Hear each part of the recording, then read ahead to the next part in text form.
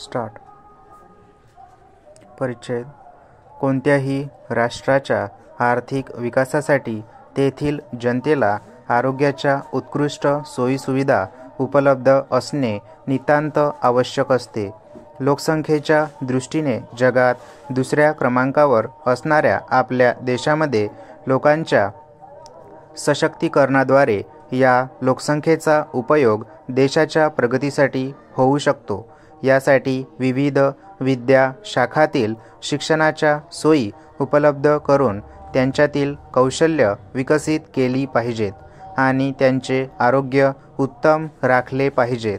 आपल्या लोकांची आरोग्यविषयक गरज भागविण्यासाठी देशामध्ये एक मजबूत आरोग्य प्रणालीची आवश्यकता तर आहेच, पण त्याचबरोबर रोग होऊ नये यासाठीही खबरदारी घेण्याची आणि त्या दृष्टीने लोकांमध्ये जागरूकता निर्माण करणे महत्त्वाचे आहे.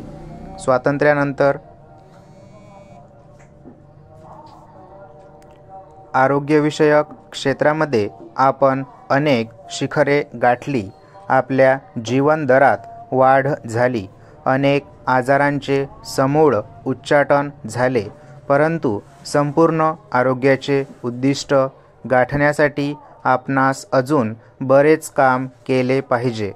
समाजातील उपेक्षित वर्गांना, विशेषतः महिला व मुलांना स्वस्त व सुलभ आरोग्यसेवा उपलब्ध करण्यासाठी प्रयत्न करण्याची गरज आहे. दवाखान्यात आलेल्या रुग्णांवर केवळ उपचार करून न थांबता प्रतिबंधात्मक उपाय योजनेवर भर देऊन परिसरातील लोकांपर्यंत आरोग्य शिक्षण पोहोचविण्याचे काम महाराष्ट्र आरोग्य मंडळ करत आहे. निश्चितच ही प्रशंसनीय बाब आहे. कुटुंब कल्याण कार्यक्रमामध्येही मंडळाने उत्कृष्ट कामगिरी केलेली आहे. आरोग्य क्षेत्राबरोबरच 1972च्या दुष्काळामध्ये मंडळाने हडपसर परिसरात लहान धरणे, विहिरींचे पुनरुज्जीवन, वृक्षारोपण सारख्या अनेक उपक्रमाद्वारे दुष्काळ निवारण्याचे काम तडफेने राबविले. त्यानंतरही या परिसरात विविध उपक्रम राबवून या परिसराचा कायापालट केला.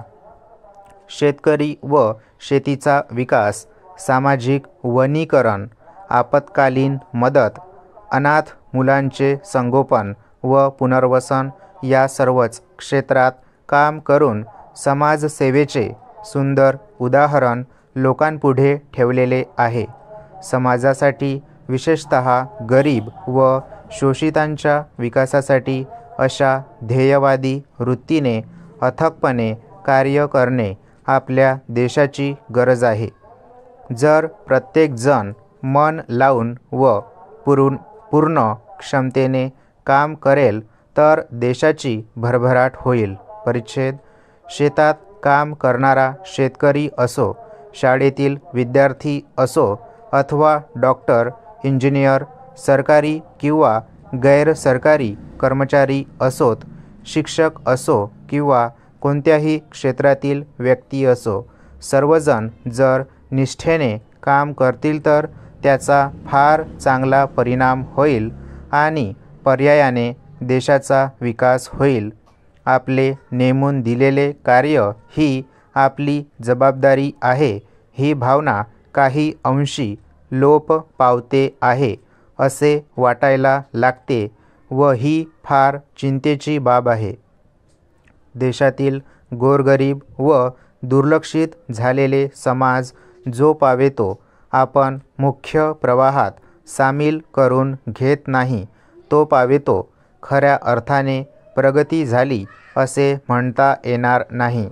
आज आपण विश्वातील एक महाशक्ती म्हणून उदयास येत आहोत. त्यामुळे गरीब व श्रीमंतामध्ये जी दरी आहे ती कमी करण्यासाठी आपण सर्वसमावेशक प्रयत्न केले पाहिजेत. स्टॉप.